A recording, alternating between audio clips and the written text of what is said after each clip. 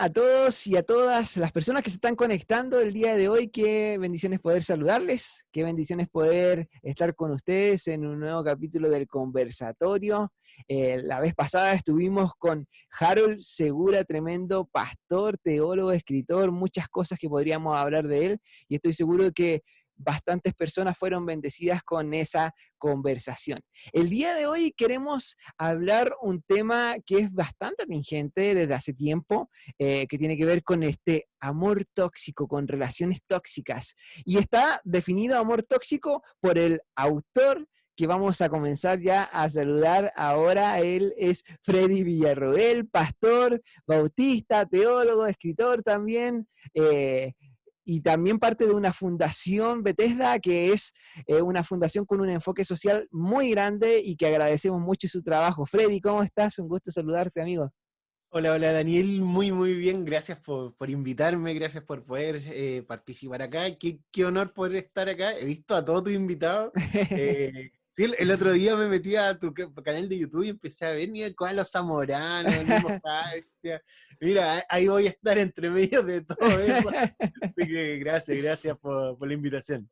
No, gracias a ti. Y ha sido una bendición estar con todos ellos, como lo es el día de hoy, estar contigo. La verdad es que cuando descubrí todo lo que tú haces, tu pensamiento, tu forma de ser, que es bastante consecuente con tu forma de accionar, me llamó bastante la atención, y sobre todo me llamó la atención el último libro que escribiste, que se llama Amor Tóxico, que yo considero como líder de jóvenes en la iglesia en donde trabajo y como parte también de C25, considero que es un tema muy bueno para abordar, y hay mucha gente que necesita ayuda en esta área. Entonces quería comenzar este espacio preguntándote directamente qué fue lo que te motivó para poder escribir este libro. Wow, mira, lo que me motivó fueron dos cosas, dos áreas. Punto uno, que tenía que hacer mi tesis de licenciatura en teología y tenía que escribir de algo. Y entonces en todo esto de buscar hacer mi tesis, también busqué hacer algo que me cobre sentido. Si bien podía hacer una tesis solamente para sacar pronto el título, que muchos lo hacen, pero yo quería hacer algo que yo sintiera que valió la pena. Y como me gusta escribir y he escrito 2 libros antes, yo dije, mucho, y quizás aprovecho de publicarla. Y por otro lado, trabajo en la Fundación Bethesda, soy director ejecutivo y en todo este aparataje de la fundación del día a día, que trabajamos en torno a víctimas de violencia intrafamiliar, me ha tocado compartir con más de muchos casos de violencia en el noviazgo y también violencia contra la mujer, que si uno empieza a conocer su historia de vida, partieron en los pololeos, partieron en el noviazgo, así que estas dos cosas se sumaron y yo creo que el punto medio también fue un amor que tengo yo por la juventud, para la pastoral juvenil que me encanta, entonces todo esto se unió y dije, ya, voy a hablar de este tema, voy a generar y estudiar de esto y ahí en el camino me fui aún enamorando más porque me di cuenta que no había muchos escritos del tema, principalmente del área cristiana, y los pocos escritos que habían también eran, a mi punto de vista, no sé si tildarlos de conservadores, pero sí muy de chapala antigua, es decir, como desde otra mirada muy poco contemporánea. Entonces yo dije, no, ya, démosle, y cuando la editorial me invitó ya a publicarlo, yo dije que sí al tiro porque creo que era un tema que ya se necesitaba hablar y de una forma más abierta. Absolutamente, de hecho yo considero eso, y te lo mencionaba antes de comenzar esta conversación, de que es un tema que no se maneja mucho, pero sí tiene bastantes realidades y necesidades. Por ejemplo, hoy en día hemos visto en el COVID una alza en la violencia, por ejemplo, en las relaciones. Y no solamente las relaciones matrimoniales, sino que vienen, como tú bien dijiste, las relaciones de pololeo, de noviazgo, desde mucho antes. No solamente con jóvenes, sino que también con adolescentes. Han existido distintos casos, como por ejemplo el de esta chica que se llamaba Gabriela, que impulsó la ley Gabriela a través de su papá, que Sí. también es un caso bastante reconocido acá en Chile, entre muchos otros que han ocurrido, lo hemos visto. Y la iglesia, por mi experiencia como líder de jóvenes, hay muchos casos también que están ocultos, que se han vivido de esta manera.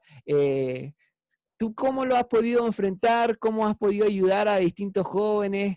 Me imagino también que a veces uno tiene, no sé si es errado, a lo mejor corrígeme, tener la imagen de que siempre la mujer es más violentada que el hombre. ¿Cómo lo podríamos ahí ver un poco? Sí, yo creo que comparto primeramente esta temática que en la iglesia no se hablan estos temas. Y yo creo que era un primer prejuicio que hay que votar. ¿Por qué? Porque no se hablan, porque supuestamente no pasan. Y yo creo que lo primero, no, hay que pasan y pasan mucho.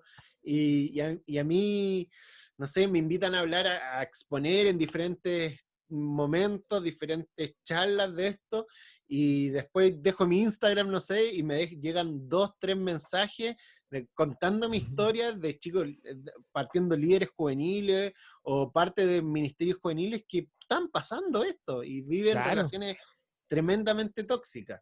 Entonces, primero es votar esa idea de que no lo hablamos porque no pasa. O no, pasa y pasa más pasa. de lo que nosotros creemos. Y cómo lo afrontamos, mucha, tenemos que afrontarlo de diferentes aristas y diferentes maneras. Y ahí está lo complicado, porque creo que tampoco se nos ha enseñado como pastores, como líderes, a trabajar estas temáticas. Quizás también por eso es que el que te dice que no pasa, a lo mejor es un pastor y un líder que no se entera que pasa. Pero Sí, si lo hablamos sí, entre la comunidad, a lo mejor ellos ya lo saben. sí, exactamente. Y te lo pongo como ejemplo, te lo pongo que fue cómo nosotros empezamos a ya tomar fuertemente como iglesia esta temática. Yo soy parte de un equipo pastoral en la Iglesia Bautista Bethesda de Los Prados, y yo recuerdo muy bien el día que se predicó esto desde el púlpito, es decir, se predicó de violencia contra la mujer desde el púlpito. Y ese mismo día 2 mujeres se nos acercan, aparte del equipo pastoral, a contarnos sus casos, y eran mujeres de Wow, nuestra iglesia que vivían casos extremos, y tú decías, pero ¿cómo? ¿En qué momento no nos dimos cuenta? ¿En qué momento claro. se nos pasó algo tan fuerte? Sí, Eh, entonces pasa y como no tenemos la herramienta, no detectamos, como no tenemos la herramienta, no nos movilizamos por ello, y como no tenemos la herramienta, también la gente no se nos acerca. Si no wow. hablamos de esto, si no lo mostramos, si no nos mostramos preocupados por esto, las personas no se nos van a acercar a contar nuestros problemas. Sí, oye, ¿y por qué ocurren un poquitito, me imagino que has investigado y manejas este tema de por qué ocurren tanta violencia dentro de las relaciones, qué las provocan? Me imagino que inseguridades, los famosos celos, por ejemplo, y cómo Sí, los contrastamos también con la Biblia, con la palabra. sí, mira, yo creo que una de las primeras cosas, aunque suene muy, muy raro, pero no es tan así, una de las primeras causas es el machismo.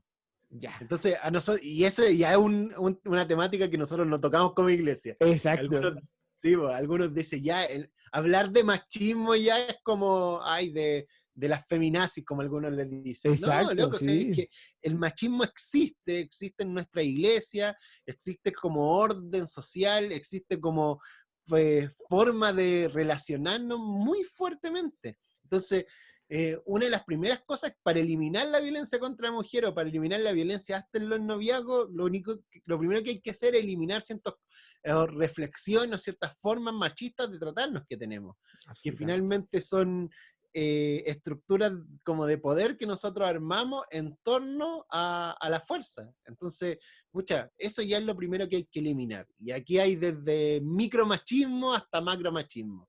Entonces, vamos desde el hombre full machista, que casi caricaturesco, pero que en realidad existe, que no deja a la mujer salir, que no deja a la mujer hacer nada, que sirve solamente para la cocina y todo, pero también existe una gran gama llegando a los micromachismos, es decir, cuando nos reímos y decimos, mucha, juega como niñita, o hay ciertas discriminaciones dentro de nuestra misma iglesia, es decir, siempre voy a recordar la primera vez que pude conversar y ver cómo ciertas personas hacían un taller repensando la historia de Marta y María.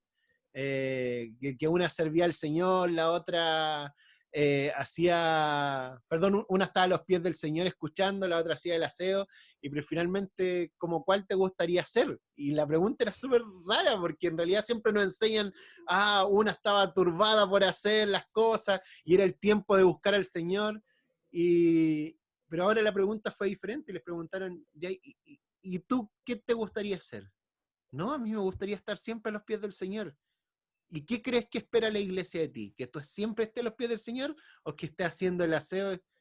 Y sabéis que era cuático yo como hombre ver que las mujeres entre ellas decían, no, en realidad yo creo que la iglesia, por cómo nos piden, por cómo arman el ministerio, por cómo nos distribuyen, en realidad siempre esperan que nosotros estemos en la cocina o haciendo las cosas, más que esperar que estemos a los pies del Señor escuchándolo. Y yo quedaba así como hombre, así como, ¿qué onda?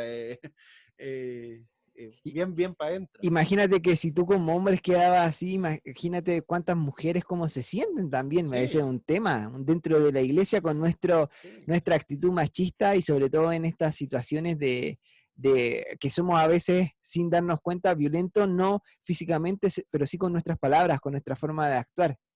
Sí, y con nuestra forma de discriminar, que es lo más complicado. Discriminamos en todo sentido y no nos damos cuenta. Sí, eso es lo más complicado. No nos damos cuenta porque nosotros como hombres estamos construidos desde una cosa, desde la normalidad. Pues. Para nosotros como Exacto, hombres eso es normal. sí. Pero no, así. Y lo más complicado de todo esto es que para que eliminemos ciertos métodos machistas, lo principal que tenemos que hacer como hombres es renunciar. Y ahí es fuerte. No. Y ahí, ¿por qué no nos gusta renunciar? Porque no estamos construidos para renunciar. Entonces, cuando hablamos de, en el Cámara de Diputados, en la política, cuotas de poder, tú dices, ay, ¿por qué la democracia y todo? Y es una forma de decirte, oye, nosotros como hombres muchas veces tenemos que renunciar para que ellas tomen fuerza. Y Ujú. no nos gusta, No. manejamos los poderes hasta dentro de la iglesia de forma diferente. Exacto, no, y estoy de acuerdo que esa es justamente una de las características o carencias que Causa. tenemos como, o causas como hombres también, claro, o como iglesia o como sociedad, para provocar relaciones o amores tóxicos. Pero, ¿qué Sí, otro más puede haber? Por ejemplo, no sé, yo he escuchado abusos desde niños que pueden generar sí. consecuencias cuando adultos y por eso eres violento con tu pareja, por ejemplo. Sí, lo que es la normalización de la violencia es fuerte. Mm. Y es como la forma técnica que nosotros hablamos de esto. Hay un estudio que lo hizo World Vision con la Universidad Católica, que fueron modelos de crianza, un estudio de los modelos de crianza en Chile, y este estudio arrojaba varias cosas, y las principales problemáticas eran cómo estos modelos de crianza se iban replicando en el futuro. Mm. Entonces, cacha, pues cosas tan básicas como la crianza, es decir, si tuviste una crianza machista, o si tuviste una crianza donde veías permanentemente violencia en tu casa, donde veías como tu padre le pegaba a tu madre, o como veías cuando habían discusiones fuertes, o situaciones así, crecías pensando que finalmente así se resolvían las cosas, porque las cosas se resolvían a gritos, que las cosas se resolvían con violencia, que la Violencia forma de criar intrafamiliar. exactamente, que la forma de crianza de tu propio hijo es así, entonces se va normalizando la violencia en torno al tiempo, y no Wow. solamente la vemos normalizándose desde la familia, sino también desde las mismas relaciones, pues. Entonces las relaciones parten, quizás tú nunca viste nada malo, nunca te criaste en una familia con violencia, pero tuviste tu primera relación tuvo ejes de violencia, de toxicidad, y estuviste cediendo, perdonando, hasta un ciclo donde finalmente aceptaste y Exacto. normalizaste la violencia y pensaste que todas las relaciones eran así, y no Y son no. así. Exacto. Y el tema de los celos, por ejemplo, el tema de los celos, No, porque ahí se toca un tema igual profundo, porque algunos dicen, oye, pero si Dios es celoso, yo celoso. también soy celoso, entonces, ¿cómo lo abordamos bíblicamente ese tema? Se aborda, para mí es bastante simple, y en la Biblia no hay ni siquiera una vez que un hombre se ponga celoso que se tenga consecuencias positivas. En realidad, siempre que se hablan de celos positivos en la Biblia, es el celo de Dios. pero no me vas a mostrar ni siquiera un versículo una vez donde se hable del celo humano como algo positivo. Eso es lo básico. Eso es lo básico. De ahí a cómo aplicamos los celos, aún es más complejo, porque o la base del celo no es solamente como nosotros pensamos, ay, es un sentimiento que yo tengo. No, detrás de los celos hay problemas conductuales, hay problemas emocionales, hay problemas de autoestima, hay un montón de problemas que juegan en torno a esto y que nos hace normalizar también el celo. Entonces Claro. nosotros ya el celo no es bueno o malo, no, hay gente que dice hay celos buenos y hay celos malos. No, en realidad no hay celos buenos y el celo malo, el celo es malo. Eh, y, y ya desde ese punto de vista nos complica, porque nosotros somos seres que tendemos a ser celosos por nuestra propia orgullo, por nuestras propias baja autoestima, por nuestras propias problemáticas. Entonces, ¿cómo peleamos con eso? ¿Cómo tenemos que ir finalmente cediendo varias cosas para que el celo no vaya controlando la relación? Y muchos dicen, bueno, el celo hasta cierto nivel es normal, y uno podría decir, bueno, es malo, pero es normal. Y no, no normalicemos, el celo es malo, y punto. Tenemos que trabajarlo, quizás estamos avanzando, quizás hay procesos que tenemos que tomar, excelente, pero, pucha, ojalá lo elimináramos 100% de nuestras vidas, lo cual Absolutamente. quizás suena idílico, pero ojalá fuera así.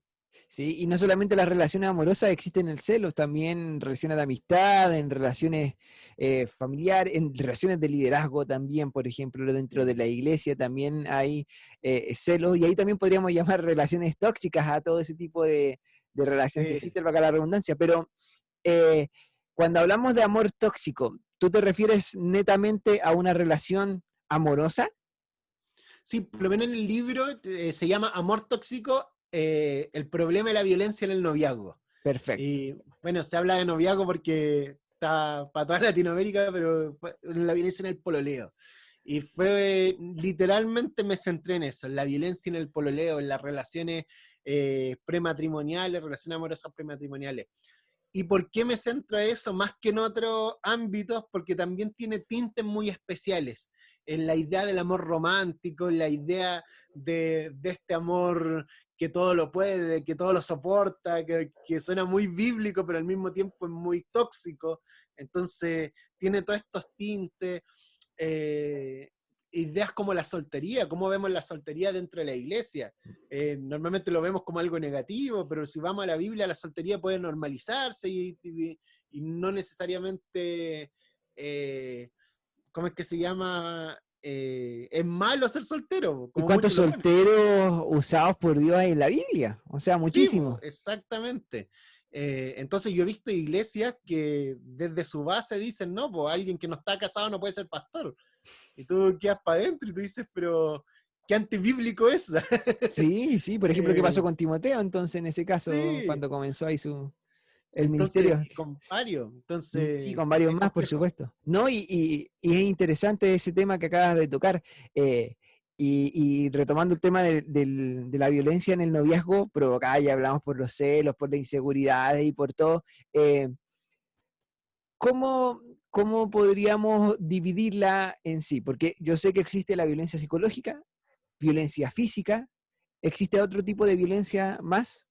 Sí, normalmente lo que más conocemos es la violencia física, que es cuando conversamos y decimos, bueno, la violencia del combo, es dejar a la otra persona mal, pero hay otros tipos de violencia, como tú dices, la violencia psicológica es otro tipo de violencia. Y ya los celos pueden entrar dentro de la violencia psicológica, el aminorar a la otra persona, el humillar, y son herramientas que se ocupan mucho dentro de las relaciones de pololeo, pues, dentro de las relaciones de noviazgo. Y ojo que aquí, principalmente en el noviazgo, nosotros vamos a hablar de tipos de violencia o de formas de hacer violencia que muchas personas dirán, ah, pero no es tan grave. Pero en realidad sirve para normalizar la violencia. Es decir, si decimos no es tan grave, ¿qué vamos a aceptar más allá? Y que, por ejemplo, justamente con ese tema, te iba a preguntar, ¿qué característica puede uno identificar a una pareja que ya tiene una relación tóxica, un amor tóxico? Eh, yo creo que la principal característica es que los ven más tiempo mal que tiempo bien. Ya. Para mí es la principal característica. Si tu relación, si tú que estás viendo acá, te cuentas que tiene una relación que pasan más tiempos malos que tiempos buenos, estás metido en una relación súper tóxica. Si dependes de la otra persona, la dependencia, la codependencia, otra forma de finalmente presentar una relación tóxica. Saltarse pasos. Es decir, también las relaciones de noviazgo, relaciones de pololeo, ojo, son pololeos, ¿cachai?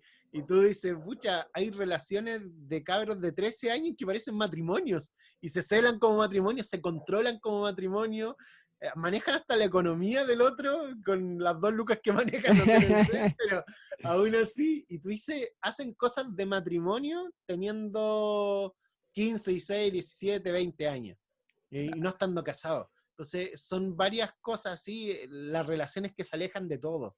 Si bien cuando la empiezan a pololear o a noviazgo, es normal que se alejen un poquito y todo, pero cuando ya generas como estas relaciones que no tienen contacto, que no tienen amigos, que son solo ellos dos, son relaciones que son tóxicas. Entonces ahí uno los piensa ver.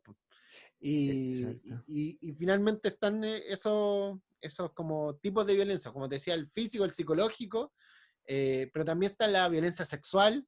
La violencia sexual se da y se da mucho, y la otra vez cuando compartíamos te decía, muchas una de las formas de violencia sexual que se habla mucho en los textos académicos y que suena muy canuto, la llamada prueba del amor, ¿cachai? Es decir, extorsionar a la otra persona, manipular a la otra persona para que tenga relaciones sexuales contigo, para sentir que se aman, es súper violento. Es decir, no esperar a la otra persona, a sus procesos, a su instancia, hasta que esté lista para dar el paso frente a una relación sexual. Y frente a eso, bucha, ¿para qué vamos a hablar de tantas funas que salen a la luz, de aprovecharse de mujeres cuando están borrachas, que lo hemos visto, Que o las aprovecharse de la... drogan. Sí, y aprovechan a abusarla sexualmente, y uno dice, no es tan normal, pero ahora con todo esto de las funas empieza a conversar con muchas mujeres y parece que es más normal de lo que uno pensaba. Sí, Entonces, nosotros estamos metidos en un mundo, entre comillas, canuto, donde no hablamos estas cosas, pues, exacto. no, con suerte tus chicos de la Unión de Jóvenes están a decir, pucha, salió una disco, si es que te lo Y dicen. si es que lo dicen, Imagínate claro. sí, cuánto más están a decir qué pasó después de esa disco y por qué se competió mucho y hubo tal problema. No, no, no se Exacto, dan estas cosas. exacto. Otro tipo de violencia es la violencia simbólica, que también sea mucho, que finalmente es cómo la cultura va mostrando diferentes hechos como violentos. Siempre pongo el mismo ejemplo, que es cuántos comerciales de detergente o de Quicks, o Quicks es una marca, pero de lavalosa, vemos donde el protagonista es un hombre. No hay, ¿cachai? Exacto. Y así muchas cosas, cómo vendemos las cervezas se venden con una rubia o una morena, ¿cachai? Los perfumes son súper sexualizados, entonces vamos vendiendo a la mujer como simbólicamente como un objeto que se ocupa, po. Gran Y parte de la industria musical también. también, po. Entonces la mujer es un objeto, la mujer se ocupa, la mujer se puede sirve solamente para satisfacer mis deseos sexuales. Y es más, la pornografía es súper machista, es decir, meternos a una página web a ver una mujer solamente para satisfacer mis deseos sexuales y que no me importa en nada su corazón, que no me importa en nada su cómo se llama, si tiene un nombre real o es solamente un nombre ficticio. Todas esas cosas es súper fuerte, po. Ocupamos a una mujer simplemente para satisfacerme. ¿Qué más egoísta, qué más machista que eso? Entonces hay muchas formas de violencia que podemos ver entre todo esto. Y es una Tipos de realidad. violencia económico, no cuidarla lo suficiente, ¿no? Hay varios tipos de violencia que uno va viendo. Y es súper importante porque votamos un mito. Votamos el Claro. mito de que solamente el golpe. Porque cuando es solamente el golpe en realidad es como el último tipo de la violencia, po.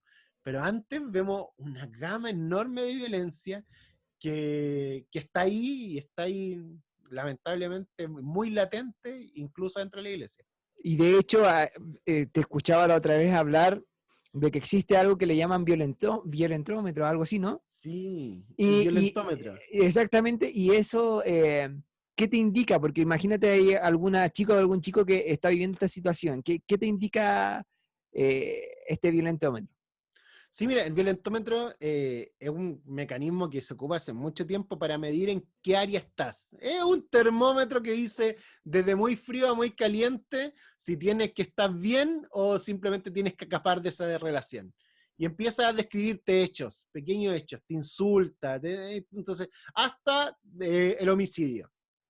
Y no entretenido, iba a ocupar muy mal la palabra. Es súper extraño porque cuando yo hago talleres, ¿qué hago normalmente? Este violentómetro lo desarmo.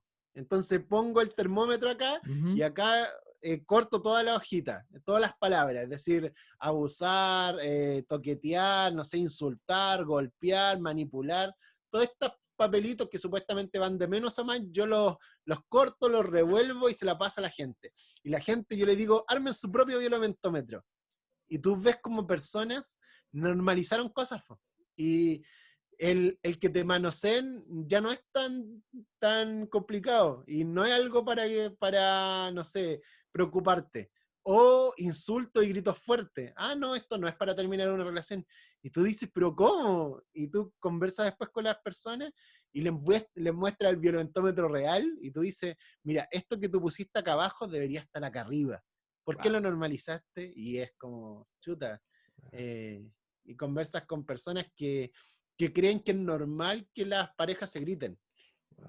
Y tú dices, no es normal. Sí, sí, todos los noviazgos en más de algún momento, una de la semana, Lo se hacen. tiran garabatos y si. No, en realidad, yo nunca lo hice en mi noviazgo, en mi pololeo. No es normal. Y hay gente que piensa que es normal. Piensa que No, gente eso que. es heavy porque también tiene que ver mucho con las limitaciones que uno debería tener en las relaciones, dependiendo del proceso también que vive. Y hay algo que hemos desnormalizado y es justamente poner limitaciones dentro de nuestras relaciones. Entonces, Sí. hay mucha gente que por característica es bastante posesiva sobre la otra. Entonces, por su forma de ser, por su personalidad, por su formación, es muy posesiva y no solamente relaciones amorosas, sino que también relaciones de amistades. Y ahí vemos cómo también no ponemos límite y podemos caer en una relación tóxica. Ahora, hemos hablado bastante de cómo la mujer ha sufrido esto, pero ¿te has pillado con casos de hombres que han sido violentados? Sí, muy poco, pero existen. Por lo menos en los estudios dicen, mira, por cada hombre violentado deben haber cerca, no sé, de 800 mujeres violentadas. Así son los estudios de extremos. Hay estudios en término medio, algunos dicen, pero ya los estudios que favorecen más al hombre dirán, no sé, por cada hombre violentado hay 80 mujeres. Aún así es desproporcional. Pero existe. Es más, la última encuesta del Instituto Nacional de la Juventud, donde se trabajó todo esto, y me da mucha risa porque el rostro era el Carol Dance. Pero ¿cómo? Alguien más funable que él en este tiempo? Sí. Pero bueno, en esa encuesta, que ya porque él fuera el rostro, yo no sé qué tan buena encuesta es, pero bueno, esa encuesta que ya igual tiene cierta seriedad, por lo menos por la gente que estuvo atrás, veía ciertos tipos de violencia. Y me llamaba mucho la atención en hechos como las escenas de celos.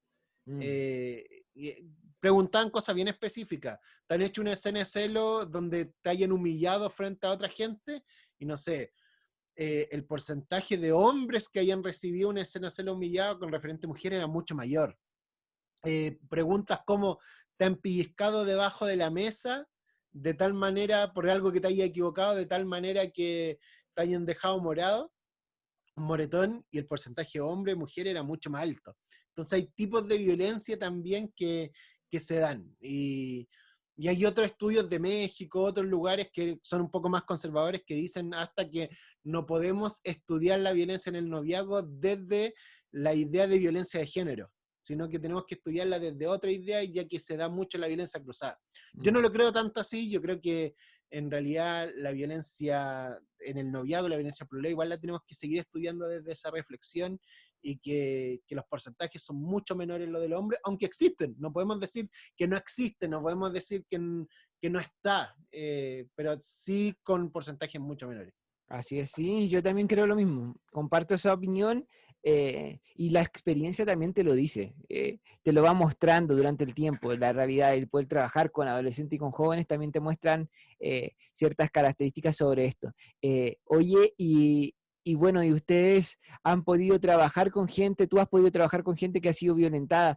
¿Qué es lo primero que te dicen cuando te quieren confesar que han sido quizás violentadas? Porque este es un tema que considero importante, ya que hay mucha gente que lo quiere decir y a veces no puede, porque es tanta la frustración, el miedo, el temor, que no saben qué palabra ocupar o no saben si confiar realmente en ti. Entonces, en la experiencia, ¿qué ha sido lo primero que te han dicho o cómo te lo han comunicado?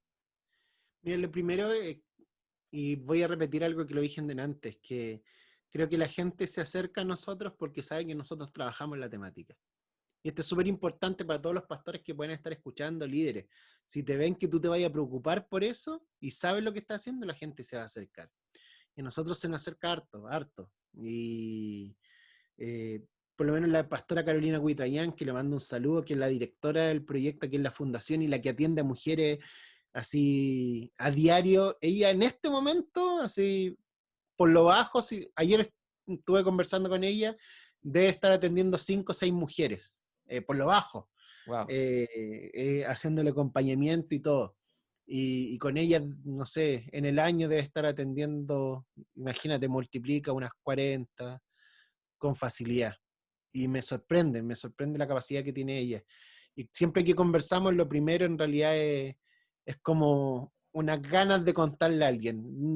Nadie se nos ha acercado así como de a poco, no, siempre es como necesito hablar con ustedes, y yo como que ya cacho, le digo, pucha, vamos a algún lugar, le pido a otra mujer que me acompañe, y lo primero que es un llanto desgarrador, y nos empiezan a contar, y uno para adentro. Mm, Siempre, creo que hasta el día de hoy no he dejado nunca de asombrarme, de dolerme y de quedar así mal después de escuchar todo esto. Y de ahí obviamente empieza un trabajo de acompañamiento, de derivaciones, no solamente espiritual, sino también profesional, de gente que está con ellas. Y eso es bien importante, pero es complejo, es muy, muy complejo. Y acaba de decir algo interesante, que como iglesia a lo mejor es bueno entender que este tipo de problemáticas, de violencias, de delitos también, porque lo son, y hay que mencionarlos con sus palabras, no solamente requieren de una ayuda espiritual, sino que también profesional. Oh.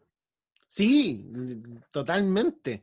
Y yo creo que es un error, yo creo que diste en el clavo en algo, que es un error que cometemos mucho. Es decir, me ha tocado ir a iglesias donde el pastor, desde lo espiritual, piensa que va a sanar todo esto con solamente consejería, que es un gran error, y hasta desde lo judicial, que desde lo judicial tú decís, ya y denunciaron, no, lo derivamos a una disciplina interna. Tú, pero ¿cómo lo derivar a una disciplina interna? No se puede derivar, es un delito, y como que la gente no toma, y no le toma ese peso. Es un delito, y un delito fuerte, grave. Eh, entonces, ahí a mí me sorprende y me da rabia, y me molesta mucho cuando me encuentro con cosas así, pero y no es pocas veces, es decir, varias veces donde lo que tú escuchas es que hubo disciplina interna, se derivó a un grupo de consejería, pero nunca hubo denuncia. Y es Exacto. súper importante, algo que yo reflexiono y reflexionamos. El pastor Eugenio Espinosa, él trabajó mucho rato con nosotros, eh, con unas reflexiones bien profundas en torno a lo que es justicia y restauración. Pues. Ellos que Ujú. trabajan en restauración, y cómo la justicia terrenal, la justicia de finalmente tomarle el peso a lo que hice, es parte del proceso de restauración. Pues. Y Claro. una persona no va a ser restaurada profundamente si es que no asume las consecuencias de lo que hizo. Mira, Entonces, no podemos esperar que un hombre que fue agresor se restaure 100% si es que no asume sus consecuencias legales de lo que hizo. O sea, dándole la disciplina más que ayudar a la persona que fue abusada y a la persona que abusó, le estamos causando un doble daño a cada uno, porque no estamos restaurando y no estamos tampoco ayudando a sanar para que se dé cuenta de que hubo un delito realmente, porque es un Sí, delito y no se habla de eso. exactamente. E imagínate lo complejo que es para esa mujer que además tiene otros pesos teológicos encima, po. Es Más decir, encima. el peso teológico de divorciarme o no, que para muchas iglesias la separación es, y donde se le exige casi que perdone a su Exacto, pareja sin respetar procesos de perdón, sin respetar procesos también que el perdón no quiere decir volver. exacto. Entonces, todo eso, ¿no? Sí, es súper, súper complejo el volver a ir domingo a domingo a una iglesia donde encuentra en el mismo templo a la persona que te sacó la mugre y después verlo tomar puestos dentro de la iglesia o servir dentro de la iglesia.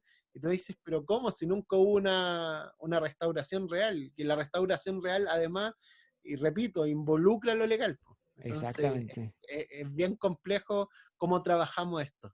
Es interesante este tema de poder abordarlo porque tiene bastantes áreas, aristas que considero son áreas o aristas que no estamos alcanzando en su totalidad para poder superarlas. Creo que a veces las ignoramos o las damos por hecho como iglesia. Incluso me atrevo a decir que da lo mismo de qué tipo de rama del cristianismo eres o denominación del cristianismo. Creo que si hay algo en común que tenemos todos es que como iglesia nos falta abordar esta temática, absolutamente, y tenemos que trabajarla sobre todo en una generación que está perdiendo el miedo a poder contar lo que ha vivido, pero se está encontrando con una respuesta bastante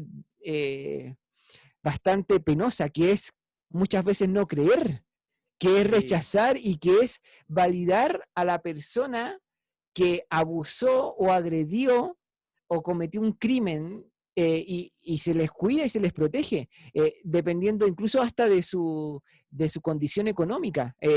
Hace poco vi un caso en la televisión de un chico que abusó de una chica y se terminó matando, pero la condición de él es bastante buena, por lo tanto tuvo una conexión ahí con los jueces y lo dejaron en libertad sí. y quedó ahí la sentencia que le deberían dar. ¿Por qué? Porque él tenía dinero y pudo pagar, ¿cierto?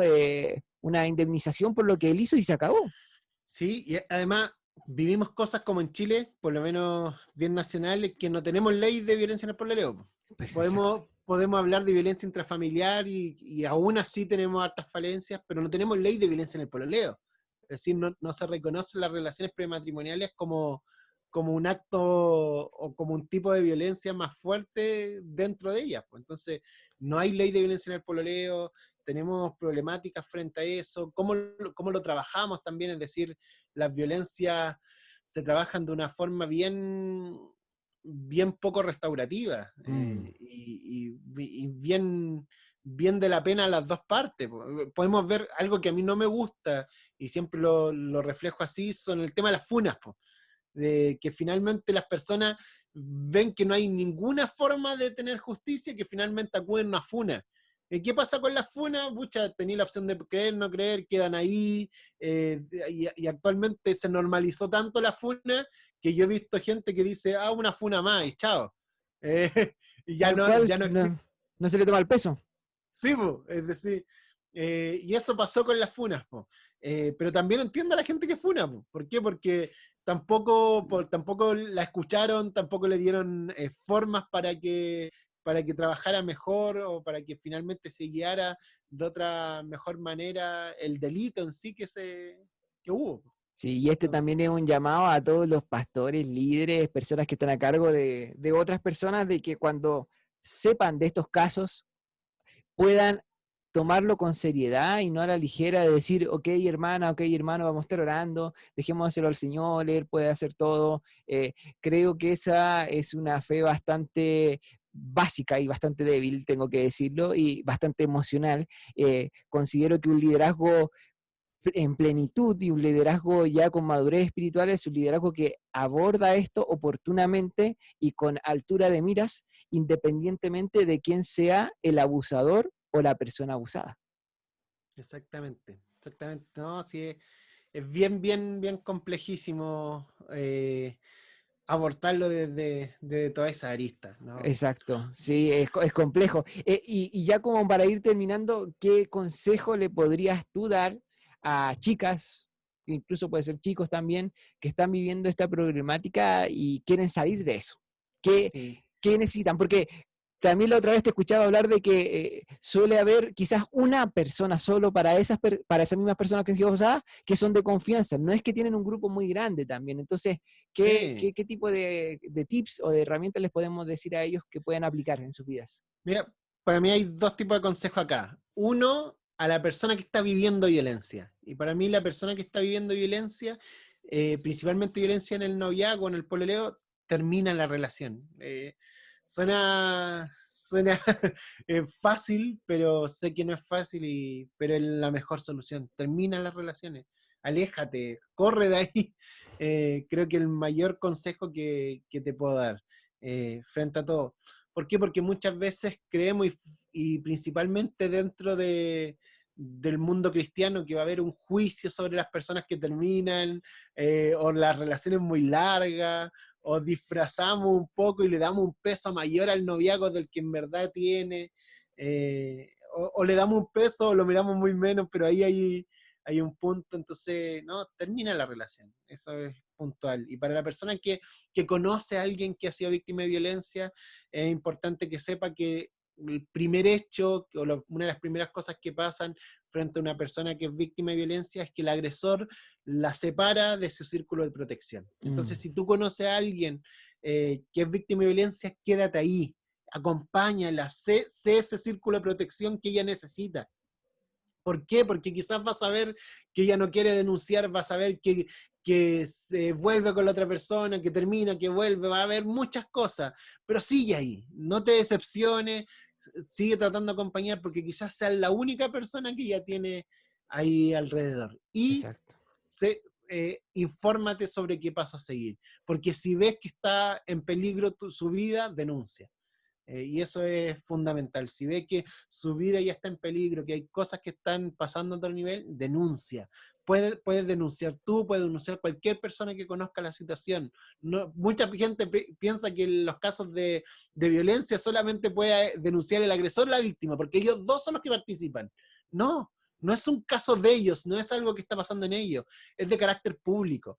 Entonces, tanto tú, yo, cualquiera que conozcamos, podemos denunciar y en cualquier momento. Y así que Exacto. eso. Exacto, ¿no? Muy de acuerdo y también quizás agregarle un poquitito de que busquen ayuda profesional y no solamente se queden con la ayuda de una persona que quizás puede darte buenos consejos, pero que no maneja 100% el tema, que también puede Exactamente.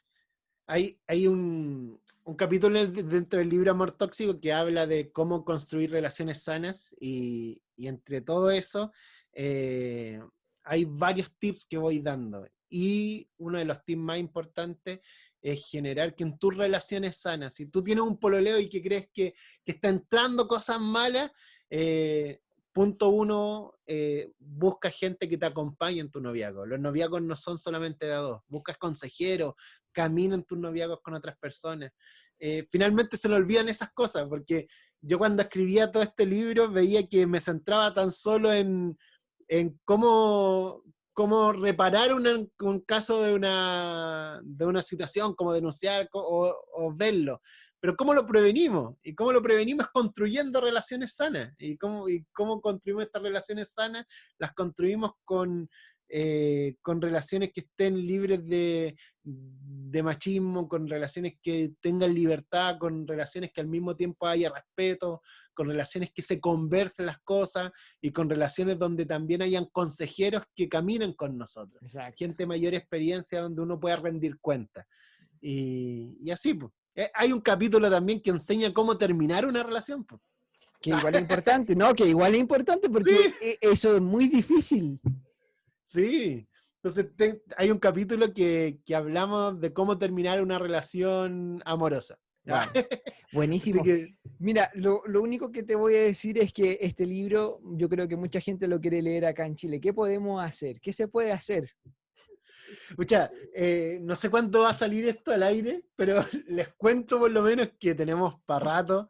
Este es el libro, se llama Amor Tóxico, de editorial Mundo Hispano, pero lamentablemente tenemos una problemática que es que no ha llegado a Chile, en realidad no ha llegado a Latinoamérica.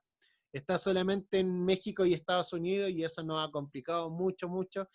Pero terminando la pandemia, les aseguro que lo van a ver en todos lados, porque le he pedido a todos mis amigos que cuando que estén ahí apoyándome cuando hagamos un lanzamiento fuerte en Chile, que lo vamos a hacer, y por lo menos las librerías cristianas tienen todos mis libros y van a tener este también sin ningún problema. Buenísimo, buenísimo. Oye, Freddy, te quiero agradecer este tiempo de conversación.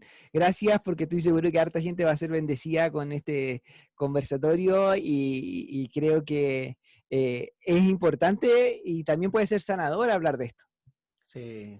Sí, es que conversar tan solo de estas temáticas es liberador. Yo he Sí, visto como eh, muchas veces esta entrevista hacen que la gente lleve esto al comedor, a la once, a charlarlo a otro amigo.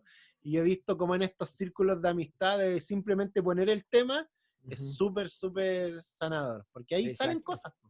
Ahí nos damos exacto. cuenta de, De la de ciertos realidad. problemillas. Sí, absolutamente de acuerdo. Así que Freddy, muchas gracias, querido amigo. Te bendecimos por todo lo que estás haciendo, por la labor que haces con la fundación, con tu iglesia ahí en Lo Prado, y por lo que estás haciendo. Te motivamos a que sigas escribiendo ahí, que Dios te dé creatividad, Amén. sabiduría ahí, y que tus neuronas no dejen de funcionar en ese sentido.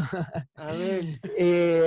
Y queremos agradecerle a toda la gente que nos está viendo también y que ha visto este conversatorio, que pueda compartir esta transmisión. Siempre eso es bueno para que más gente lo pueda observar y sea de bendición no solamente para ustedes, sino que para sus grupos de adolescentes, sus grupos juveniles y su grupo de iglesias. Y si hay Sí. líderes y pastores que nos están viendo, siempre es importante acudir a personas que tienen quizá un poco más de experiencia, que les motivamos a hacerlo. Y también Freddy, yo sé que tiene ese mismo corazón y yo también estoy aquí para cualquier cosa que se necesite. Así que eso, Exactamente. les mandamos un Cual- abrazo a la gente. sí, un abrazote gigantesco. Cualquier cosa, si tienen alguna consulta, una duda, me pueden buscar en todas mis redes sociales como Freddy Predica. Es un nombre muy adolescente, lo sé, pero me gusta mucho. Así que búsquenme como Freddy Predica en Instagram, Facebook, Spotify y YouTube. Estoy ahí y mándenme mensajes, lo respondo lo más rápido que puedo, pero trato de estar siempre ahí compartiendo con gente, y también la fundación está como Fundación Bethesda en también todas las plataformas sociales por si necesitan algo de nosotros. Eso, un Buenísimo. gran abrazo y muchas bendiciones. Gracias, Daniel, por invitarme, así que un abrazote gigantesco, abrazote virtual. Un abrazo a ti también, Freddy, y a toda la gente que nos está viendo. Nos vemos en otra oportunidad de este conversatorio. Un abrazo, Dios les bendiga. Un abrazo, chao, chao.